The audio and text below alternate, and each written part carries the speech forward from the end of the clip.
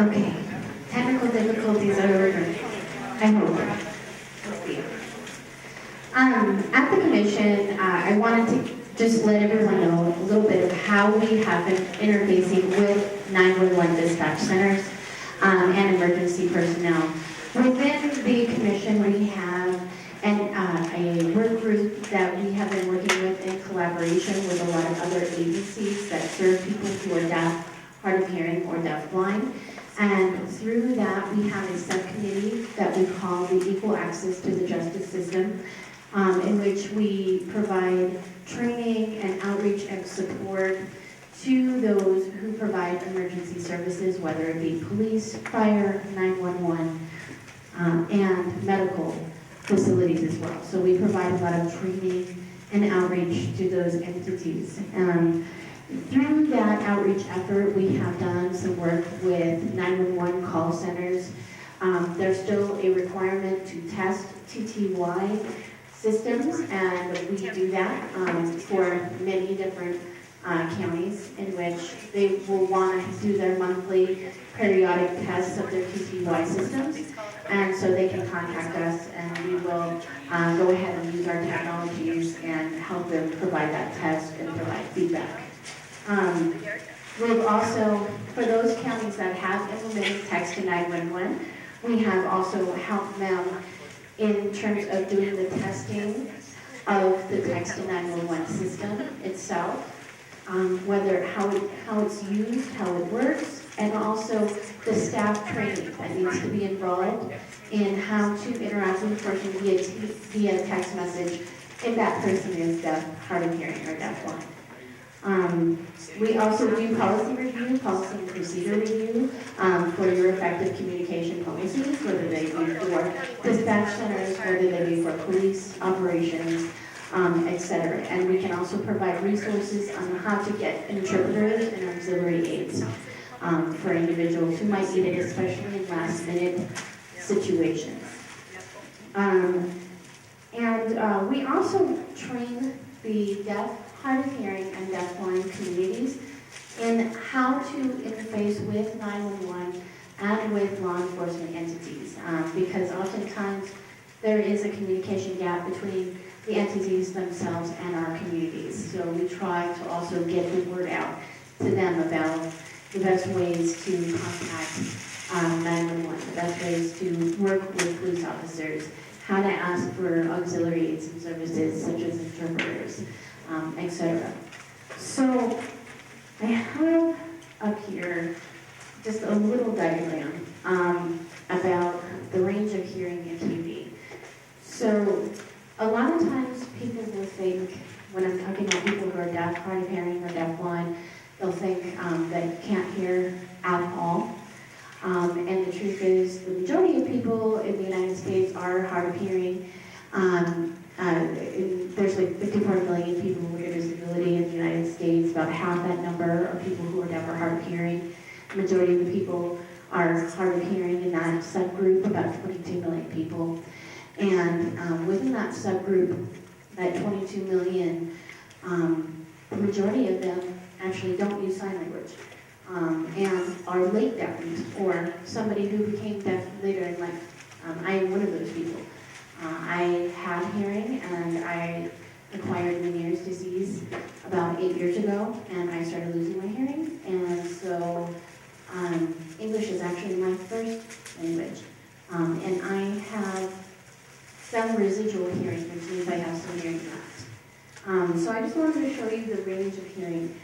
There are 4 different stages of hearing acuity. There's a mild loss, a moderate loss, a severe loss, and a profound loss.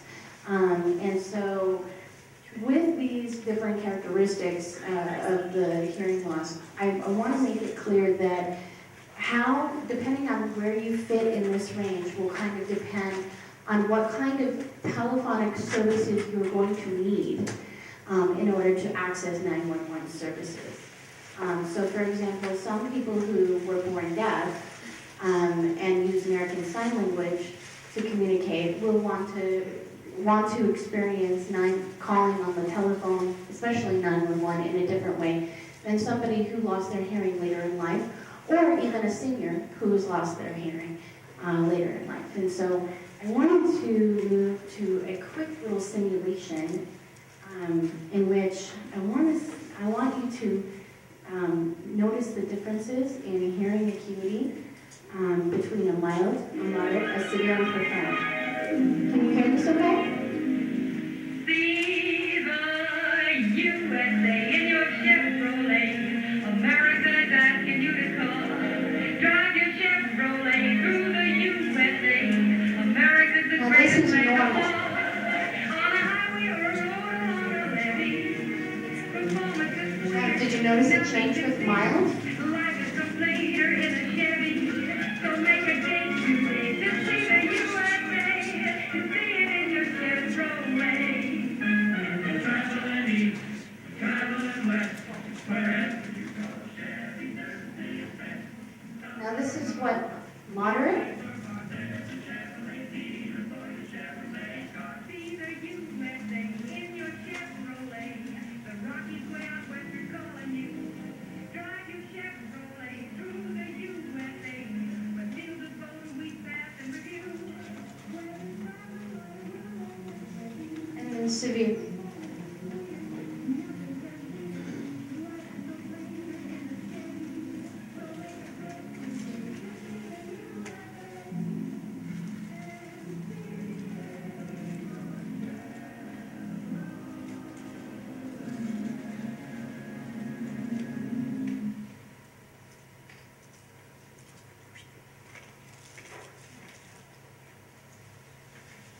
So I want you to imagine for a moment that when you're having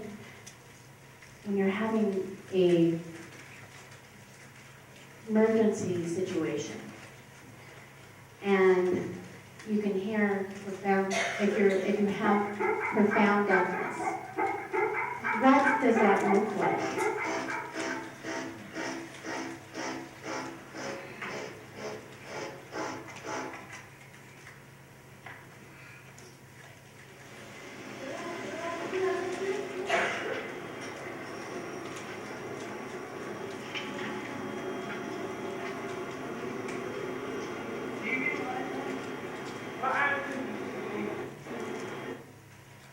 Sorry about that.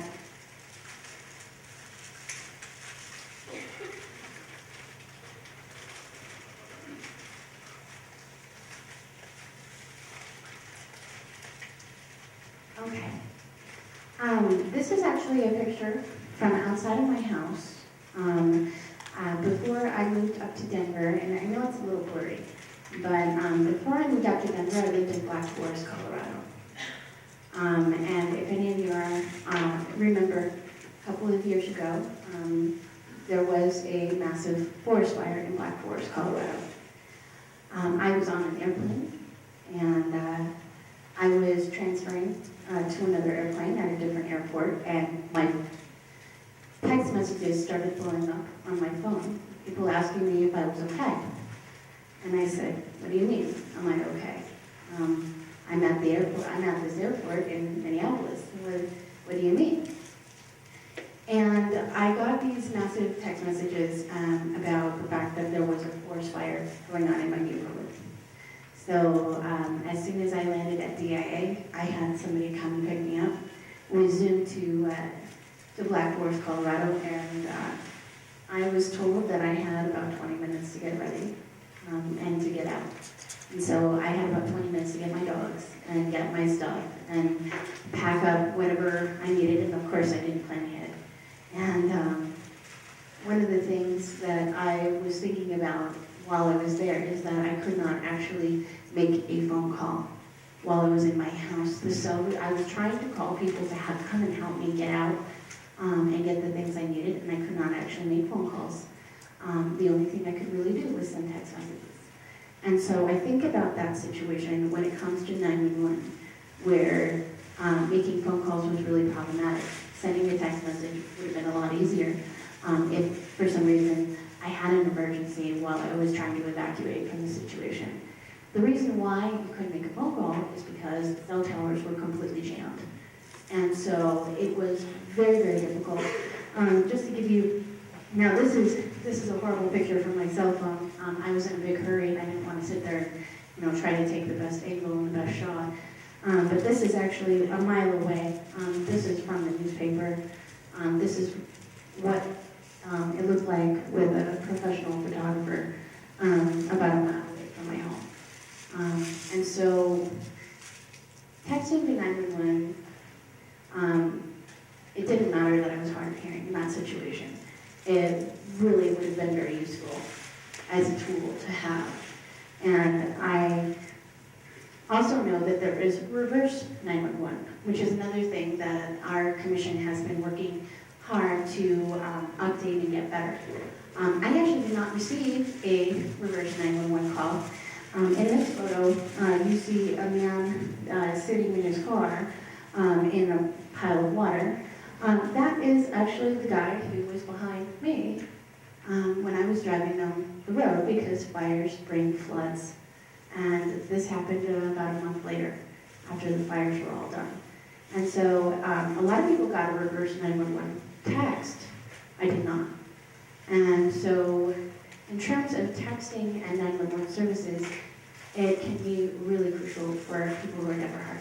Now, there were reverse calls, reverse phone calls, but I was not able to access them. In terms of telephone communications, these are just some of the examples of the telephone technologies that we utilize as a person who is deaf, hard of hearing, or deafblind. We use handset amplifiers, meaning we make the sound louder in our phones. I have one. We have hearing aid compatible telephones for those who use hearing aids, but they have to use specific types of hearing aids in order for it to be compatible. We also have text telephones, or TTYs, and I'll get a little bit into that in a moment. Video phones, captioned telephones, and other voice or text-based telecommunication products. So the computer, internet access, those kind of things also can be considered auxiliary aids. So here we have our tried and true, our trusty TTY.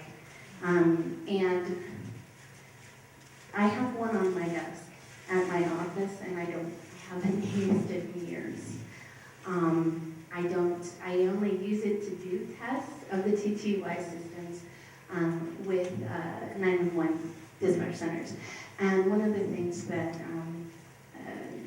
is very unfortunate is the fact that the DOJ has only said that the minimum standard is a TTY. So that means that we haven't seen the technologies catch up. And I'm hoping that with next generation 911, the proposed rulemaking that DOJ is pushing, which it's been out for several years and it hasn't budged. So I don't know when that's going to actually be implemented. But I'm hoping that it will kind of replace the need for TTY services, or that being the minimum standard, and push more advanced technologies that we utilize today.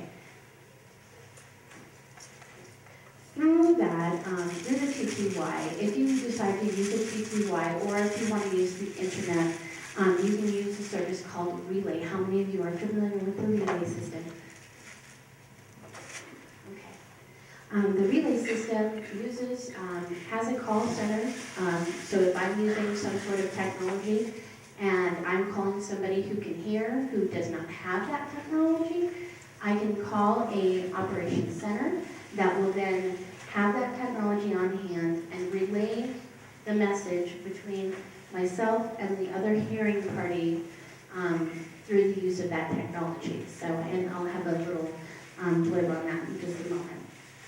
But the internet, the IP relay system for computer or web-based technologies communicates through the phone systems with hearing individuals. Now, IP callers may connect through 911 through the IP website, and this can be used for the emergency calls, but it does not always function the same way as if I were to use this device here, use a landline, and contact 911. So it has been problematic in the past in terms of using that. Today, a lot of individuals who use sign language, now that's kind of the caveat, you have to use sign language in order to use this technology, you have to know how to use sign language. There is a system called a video phone. For those who have never seen a video phone, how many of you have ever used Skype before? Okay, looks a lot like Skype. Okay, and where you have a window where you can see yourself and a window where you can see the other person. And if I call another deaf person, we can just see each other and we can sign to one another. Now, if I want to call somebody who can hear, and I want to talk to them on the video phone, then I actually dial their number on my video phone. And if the number doesn't recognize that it's another video phone user, it will automatically connect to a video relay service, which will connect me to a sign language interpreter. So that sign language interpreter will then interpret the conversation that I'm having on the screen. As you can see in this photo, there's a woman on the screen. A lot of times that's what it looks like. I'll just have a person on the screen signing. Now, I am different. Every person who is deaf, hard of hearing, or deafblind has different communication methods and different ways that we acquired our hearing. And so we each have different ways that we communicate. So, for example, I use the video phone and I use my own voice using a system called voice carryover, which can be kind of confusing sometimes to a hearing caller, and it can be confusing to a 911 caller because there is a delay. There will be a lag of time in between when I'm finished talking and when the other person is finished talking. And it can be several seconds, so you might think I've hung up, or I'm not there, I'm not available anymore. But this service, the video relay service, is the one that is highly utilized by the deaf community today. And this particular service is also connected with 911 services.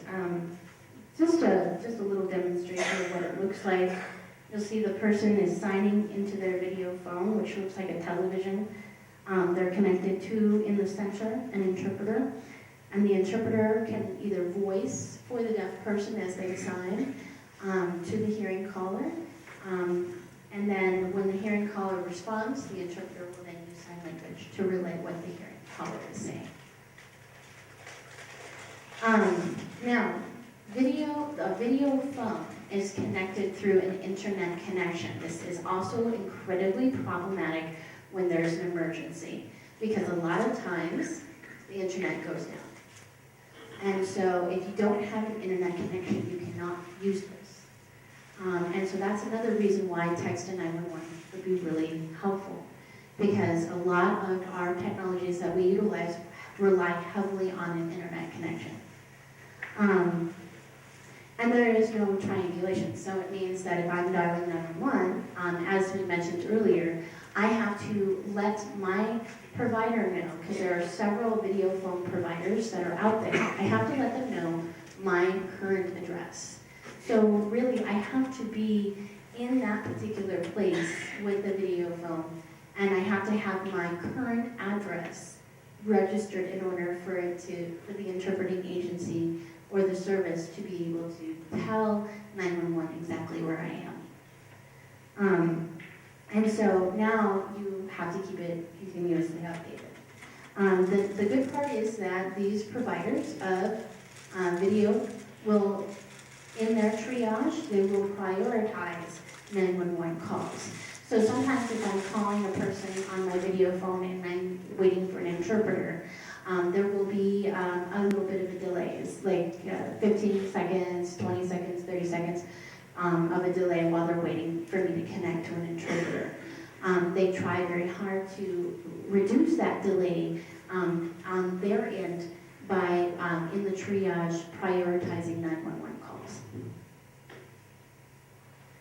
This is what a captioned phone looks like. There are also apps that are out there. I don't actually have any telephone communications within my house. I have mobile access to a caption service. As you can see on the screen, you'll see some words. When you use this device and you have the captions turned on this device, or if you use the app, it will connect to a call center and somebody will be listening in on the conversation. And they'll only be listening to the other side of the conversation.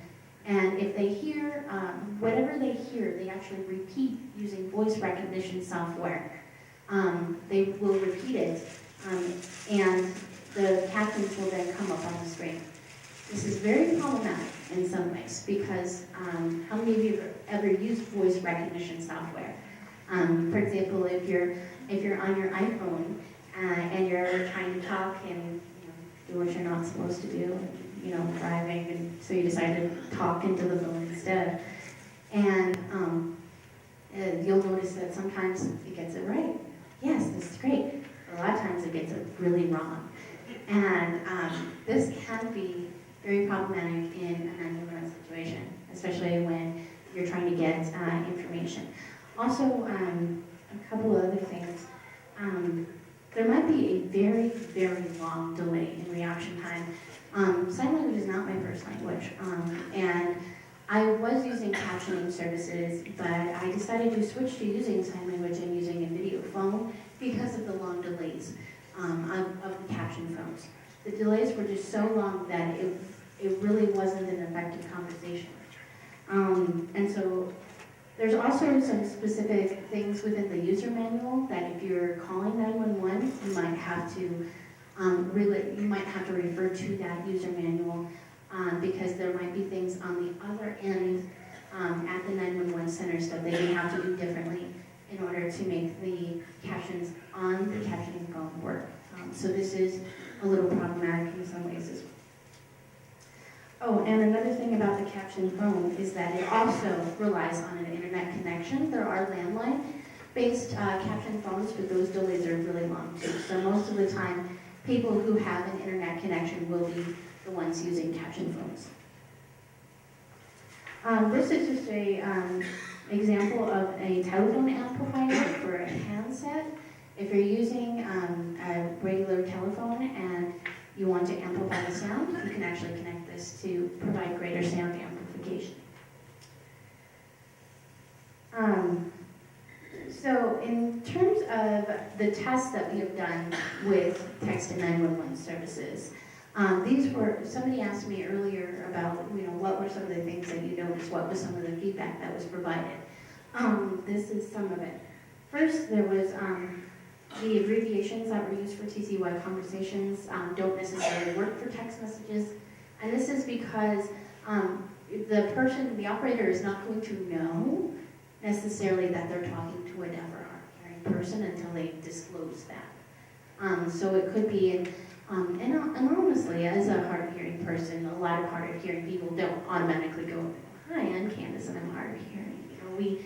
We tend to blend in a little bit more, especially if we're using these types of technologies, so we don't necessarily disclose that. So you may not know that you're talking to a deaf or hard-of-hearing person. So using TTY abbreviations for somebody who might be using Text-to-911 just for to be discreet or to protect themselves might not necessarily understand the TTY abbreviation. So you don't have to say "go ahead" in a text message. You don't have to use SK, I'm going to stop keying, or any of those things. But abbreviations also can be very challenging and difficult. And the user on their end might be using abbreviations, which makes it problematic for the operators as well. And these text messages that we tested have had several complications, one of them being triangulation. Sometimes the operator does not get the background info. For example, if you're on scene of a car accident and you're on the phone with 911 and all of a sudden there's another car accident, the 911 operator may be able to hear the background noise and know that there's no additional information that they're not going to get from a text message. The caller does not get the audio cues from the operator. I think one of the things that we discovered at doing tests is that it's very nerve-wracking to know whether that operator is still with you or not. And so when you're waiting for them to respond, the response time can be anywhere from 30 seconds to a minute. to wait for them to respond to a text. And so it can be very nerve-wracking to know, are they still getting my text? Are they still hearing me? Are they going to respond?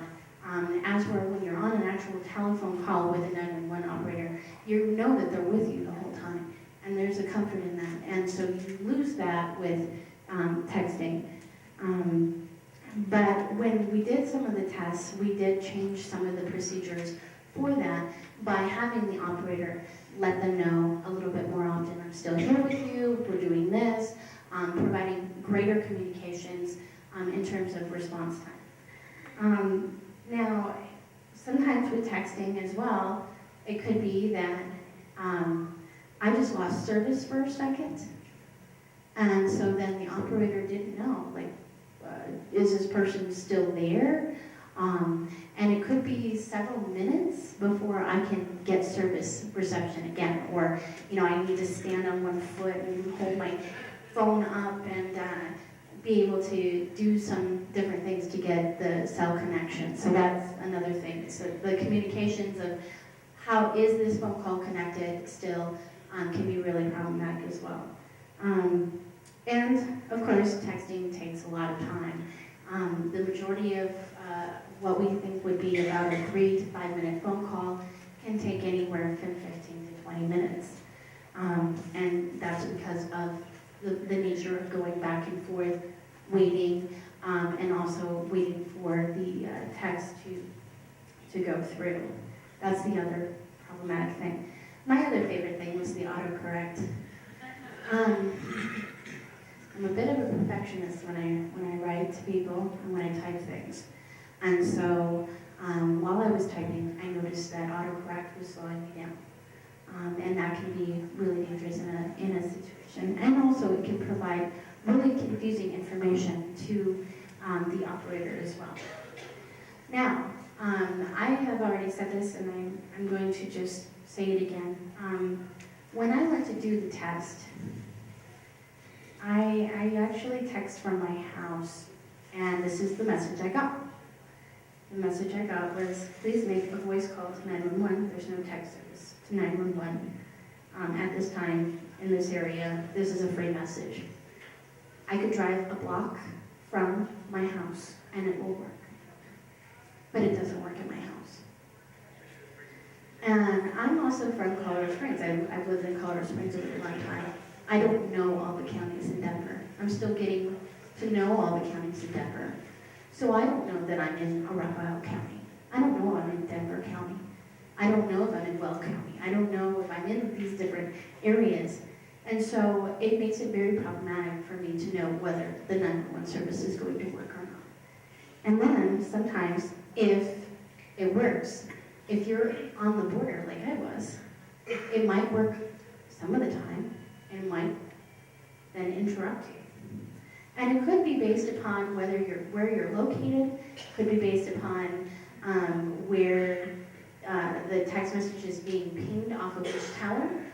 So there are some other problems that are involved with that. It also could be the cell carrier that you have as well. If your cell carrier isn't on board with that particular county, if that hasn't been set up yet, that can also be an issue. I want to go back to this really quick because I put these things in here because I just want to stress how important it would be and how great it would be if we had this throughout the entire state of Colorado. I really applaud the counties that have already implemented this. Thank you for doing that because at least it gives me an option. If I'm at work, I know Text-to-911 will work. And so I know, I have that in the back of my mind, that if I have an emergency in that area, I can use that. And I appreciate that. And the deaf and hard of hearing communities appreciate as many options as we can to getting access to this valuable service. So we really thank you for that. Those that don't, realize that this provides so much of a challenge if we don't have this implemented everywhere. It creates a ginormous guessing game of where can we actually utilize the service and where can't we. And it really is the difference between a block in terms of where I can get service and where I cannot. In terms of triangulation, that was another issue that we ran into. in a lot of the tests that I've done, the cell tower will ping a text message differently than it will ping an actual phone call. So it will find me within about a 1 mile radius, but it won't really triangulate where I am. The other thing, though, I want to mention is that Text-to-911 services will not always be ideal. We already talked about this in the panel about people whom English is their second language. People whom English is their second language also includes people who are deaf. A lot of times, individuals who use American Sign Language, which I don't know how many of you know this, but American Sign Language is not the same grammatical structure as English. It's actually more like French in grammatical structure. And so sometimes if a person is not really strong in their English, it might be very difficult to use text messages, and it might be problematic for the operator as well.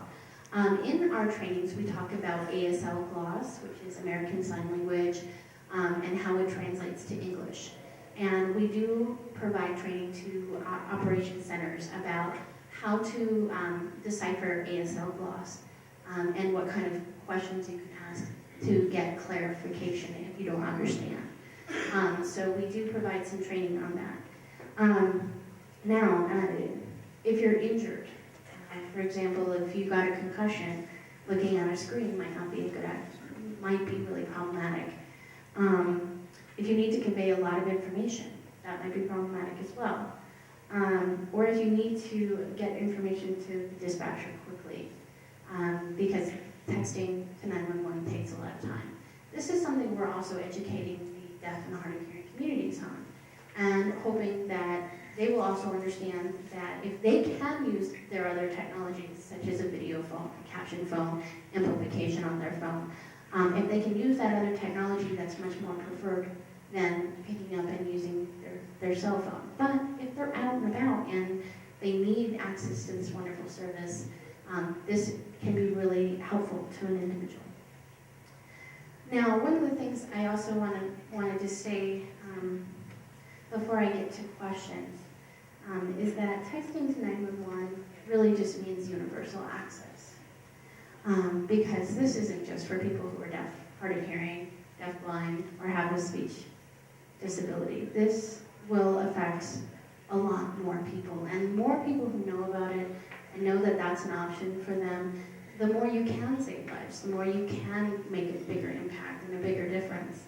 For example, in the news articles I've read, in 2007, during the Virginia Tech shooting, where there was an active shooter situation and people wanted to keep their locations discreet, a lot of students tried to text 911 for help, but they were unsuccessful. Another thing to think about is that there is a generation of people who much prefer to text versus call. I'm one of those people as well.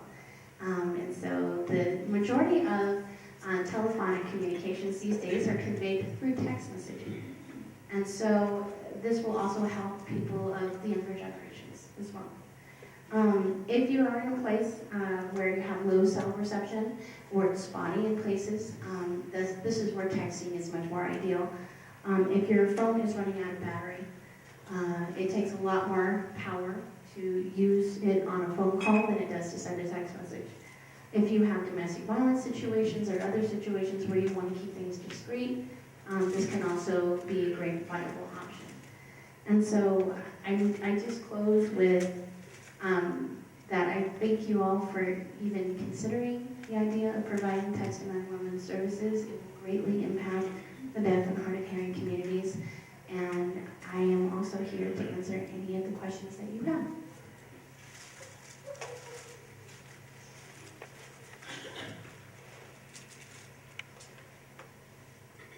And Cheryl wanted to note that for receiving reverse 911 text on cell phones, even though you may receive Amber Alerts, weather alerts, people still need to sign up their cell phones with your county alerts, whether that be Code Red or Evenbridge and other services.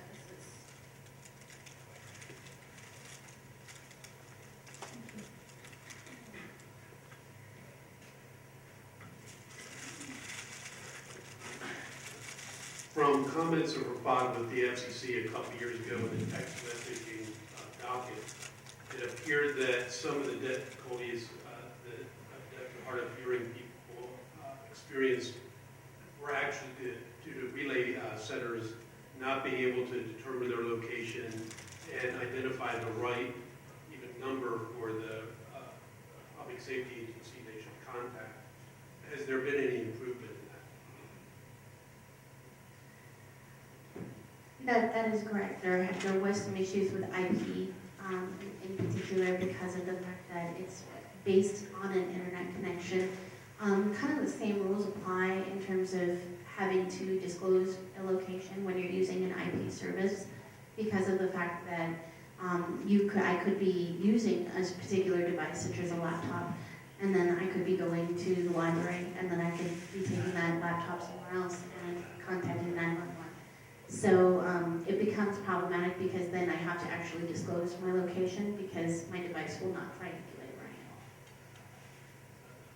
The other question I had was, I understand Denver has had a couple of smartphones for text messaging. They published the numbers to the deaf and hard of hearing community, and that people around the state were using that as well, sometimes calling Denver, that Denver would relay the call.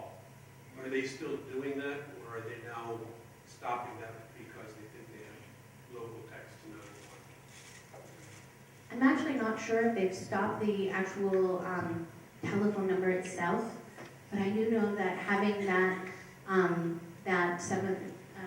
303 number is very problematic because of the fact that you have to program or remember another secondary number to access Text-911. As we're having 911 directly, can make it just a lot easier since we all remember how to dial 911. I think the question would be, in the short term, until we get transition to Text-911 statewide, would a centralized number like that be something that could be used by the deaf and hard of hearing community until all of the counties get on to Text-911?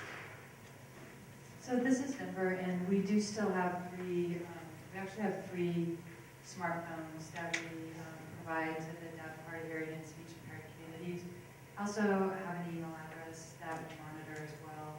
We do still get quite a bit of activity on those.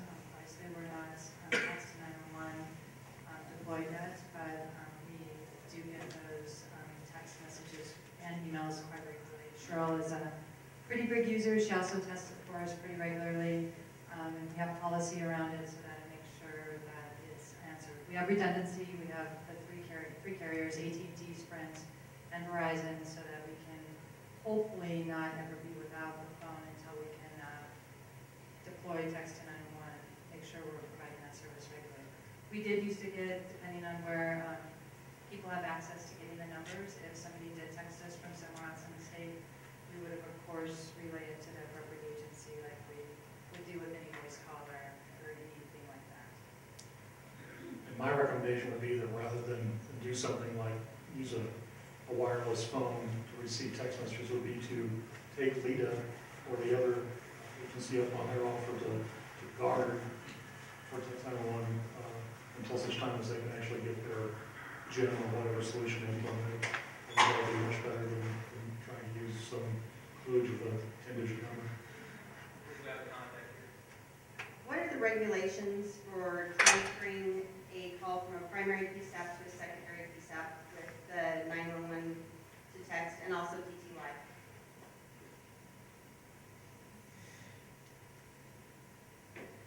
That might be something, Darryl, do you know the answer to that? Probably somebody who's implemented Text-to-911. So if you needed to, Vicki, you've got 2 different secondary PSAPs in Jefferson County. If you had to transfer 3 different secondary PSAPs, if you had to transfer a text call to a secondary PSAP, is that even something that you could do?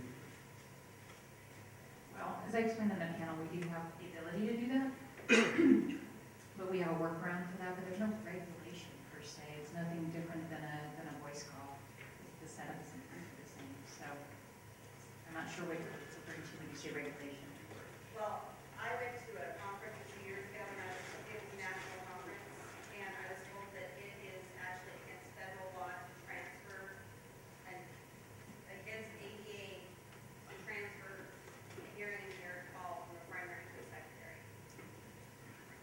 Okay, so for those on the phone, the comment was that she went to a conference a few years ago, and was a national conference, and was told that it was against ADA regulation to transfer did you say a TTY call or a text call? At that time, Are you familiar with anything like that, Candace? Actually, now I understand the question, because sometimes some 911 centers did not have their own TTYs, and so they would then transfer the call to another TTY center. The Department of Justice did actually issue some statements, and they did include in some settlement agreements that this was not allowable, because that particular program was required themselves to have that particular access to emergency services directly versus utilizing other programs or other services. So, did that answer your question? yeah, kind of. It's just, I work in that secondary PSAP, so I was just wondering what the ADA regulations were. So my understanding is that they couldn't use it as a workaround to circumvent having the ability to answer a TTY call. Once they received a TTY call with their answering capability to answer TTY, there's nothing that prohibits them from transferring them to another agency. You know, just pay them to the wrong agency and Right. transfer another agency with TTY capability, whether it's primary or secondary, that would be certainly permissible. Basically, you're not getting a pass. You don't have that. Yeah, it's got equal access. And again, that would apply to TTY, not necessarily Text-to-911, since there have been no federal rules on that yet. Right. Carl? Just a little more information on the Justice Department. Are they looking at keeping TTY still and going with text solely, or what's their plan for that? That I'm not sure of. I'm pretty sure that the TTY themselves will still have some implementation, but I think that's also going to depend on when that comes out. I want to respond to that comment. Right now, the FCC has a proposed rulemaking out for the IP transition. So a lot of carriers who are getting rid of their copper lines and are going to fiber, we're running into issues where customers who have TTYs are not going to be able to use their TTYs anymore once they replace that fiber, or once they replace the copper with fiber. So the FCC is actually asking for comments on whether there should be an end date in sight for TTY use. And if there is an end date, what's going to replace TTYs? Is it going to be real-time text technology? Because that's kind of the next big thing that carriers are saying makes equal access if they want to do like voice over Wi-Fi. They're saying we can get rid of the TTYs and replace it with the real-time text. So that is something that hasn't been determined yet. I don't think in the next 5 years we're going to see TTYs disappear, because then you're leaving out an entire group of people who are using that technology. But there are rulemakings right now deciding whether TTYs are going to go away. And I think Candace and I can probably say in our professional opinions that they eventually will. I mean, who uses a VHS still? I mean, it's going to slowly be weeded out, but eventually we will sadly have to force these people who are using these more older technologies to kind of come on board with new technologies. But there's no end date in sight per se. If we can try to not get too geeky about this, one of the major problems of trying to preserve TTY is that it's an analog communications mechanism. Now, if you're communicating analog from your wireline phone through analog wire lines to an analog TTY device, you have very good likelihood that that call will make it. But if you're converting that signal to digital that has a certain sampling rate and putting it through fiber or some other mechanism, wireless, that may not have the frequency bandwidth to preserve that signal, and then converting it back to analog, that's where the problems arise. And that's why smartphone folks are having trouble creating apps that will work and be able to communicate with TTY, because it's like an apple and an orange trying to force a digital signal into that analog system and having a high confidence of receipt of that information. Last question, then we'll have to move on. Mine actually isn't a question, but more of a point. When you were talking about some of the limitations, one thing that stood out to me that I forgot to mention in the panel is that currently there's no priority given to a text to 911. It's like any other text, and so I know we've all experienced the time where you send somebody a text and because there's a lot of traffic coming across that network, that it's delayed. And so, I think that people need to realize that there is no priority given to those text to 911s, unfortunately, and that's certainly something that I don't think a lot of people know. Thank you for your questions and your comments, and you're welcome to come up and get my contact information. If you want us to come in and help consult with your text to 911 or your other 911 services, I appreciate your time. Thank you so much for having me.